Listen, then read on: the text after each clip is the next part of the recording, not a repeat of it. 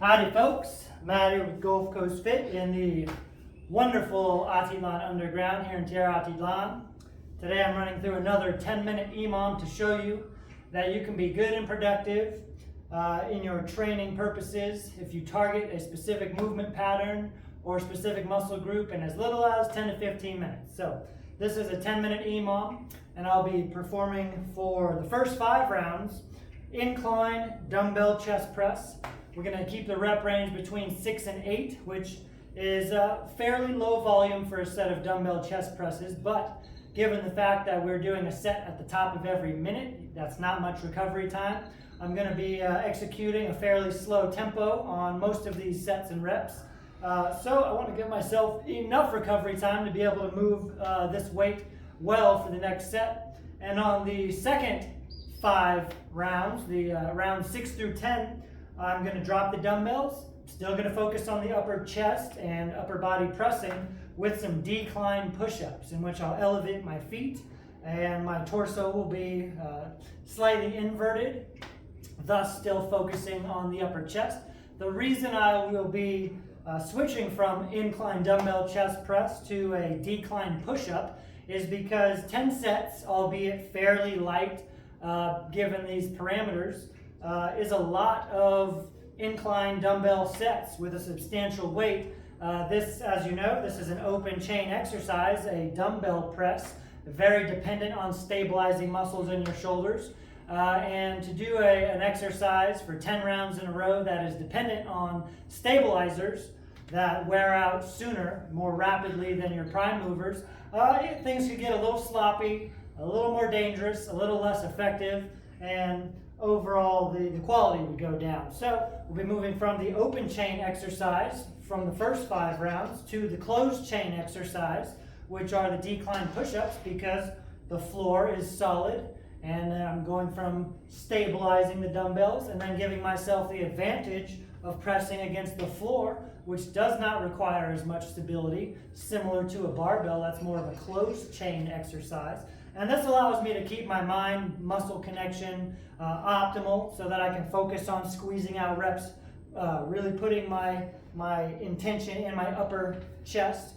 Whereas if I kept doing round after round, up to 10 rounds of an incline dumbbell press, what I personally know I would start to feel is my shoulders wearing out and things getting a little bit wobbly, which would take away from my objective of hammering the upper chest. So, without further ado, let's get the timer ready. We've got 10 sets of chest pressing in 10 minutes. Very high density protocol. Makes this good not only for time under tension, potentially building muscle if you have enough resistance, but to work up a little bit of a lactic acid tolerance and improve your threshold in that regard. So here we go. Grab your weights and it's go time. Again, keeping it 6 to 8 reps. See my slow tempo on the way down, explosive on the way up, little pause at the bottom.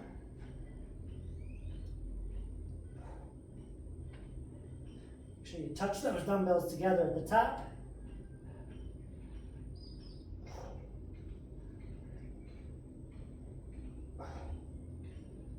All right, let's see where we landed there. Right at 30 seconds.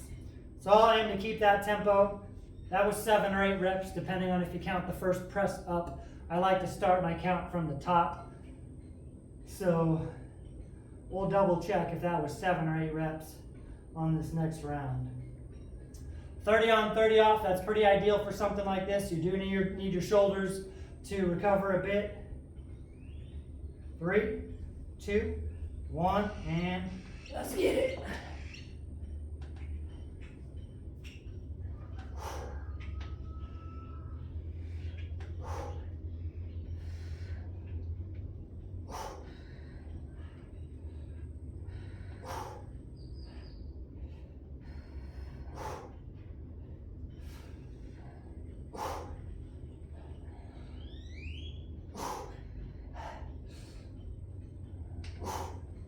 All right, 7th and 8th rep. Slowed down a little bit. Right on the money again, 30 seconds. first couple rounds on any 10-minute EMOM are not going to feel like they're the most challenging, but when you stick to the program, stay timely, it's the accumulation of localized fatigue that makes this 10-minute EMOM effective. Usually density is something we can all use more discipline on in our workouts. Here we go, round 3.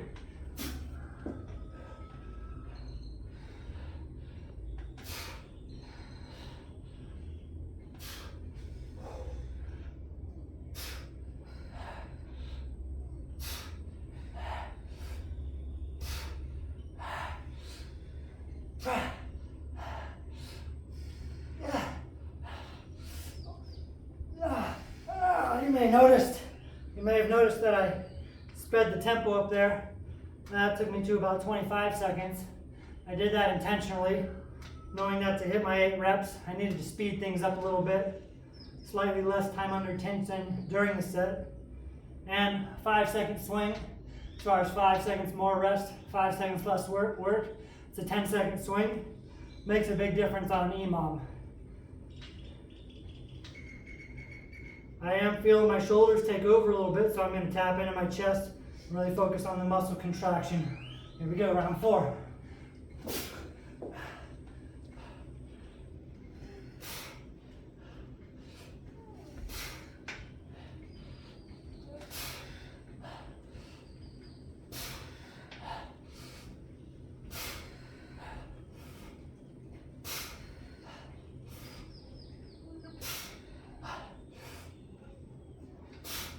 Alright, last 3 reps.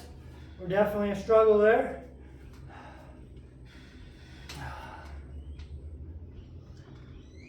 With this kind of density, the shoulders will fatigue a bit sooner than when you take full-length rest breaks. So I am happy that after this next round, we'll be moving on to a push-up in which the demand is not so high on the shoulder stabilizers and rotator cuff muscles. All right, 5th and final round of dumbbell presses. We're still gonna go for 8. I'm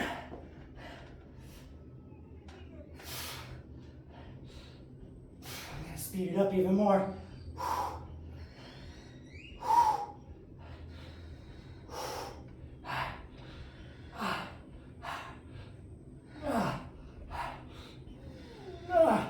Oh wow, that was a challenge. That was a good challenge. All right, happy to be moving on to decline push-ups. If I could always move down to standard push-ups on the ground if need be, if I need to reduce the intensity again, kind of making it a mechanical EMOM drop set. 15 seconds. I like to put my hands on something, especially something a little softer. So I'm going to be using this Bulgarian bag as my mount. 5 seconds. All right, let's saddle up.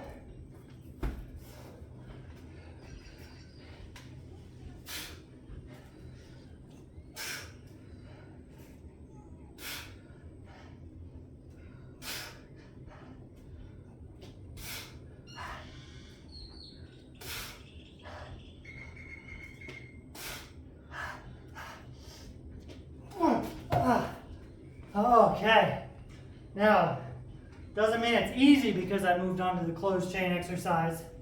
It did help me address my primary movers a little bit more, taking away from the assisting tertiary muscles that would wear out too much if I stuck with the dumbbell press. But relative RPI, that still felt as hard as the set of dumbbells. And realistically, a decline push-up, I'm actually moving more weight than when I was pushing the dumbbells. But I do have the advantage of being a closed chain exercise now. We like that. Here we go.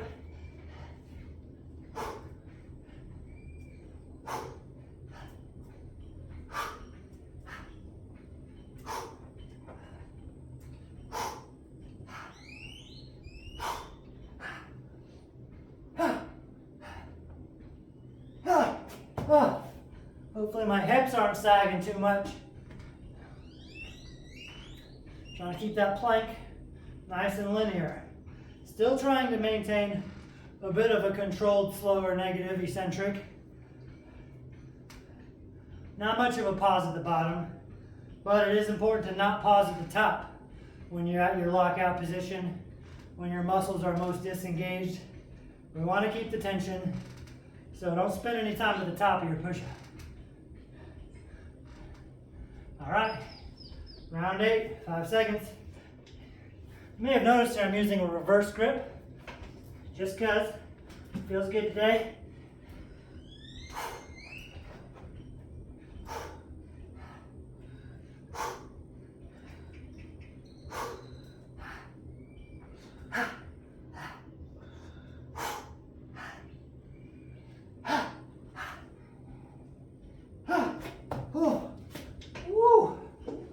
I'm gonna lean back, move my arms around, get a little bit of a shoulder stretch in. Even when you only have 30 seconds to spare, you can do some things that aid and facilitate an optimal recovery given the time frame. And it's much better use of your time to spend 30 seconds, A, focusing on your deep, steady recovery breaths, and B, maybe improving your circulation and mobility by moving your joints around a little bit. Here we go, round 9. Let's hit it. And go. I'm gonna speed this tempo up because I need to right now because I want to hit my 8 reps.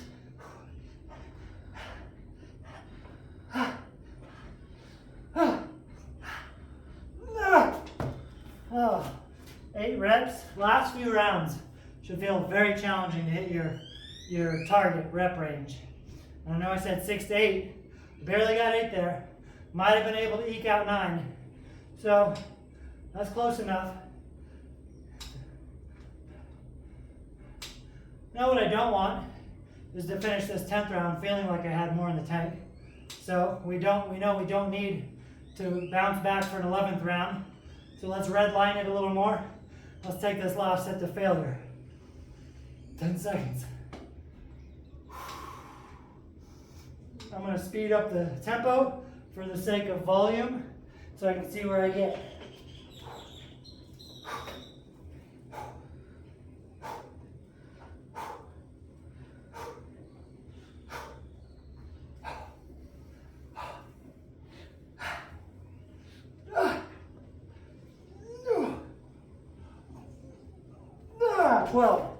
All right, there you have it.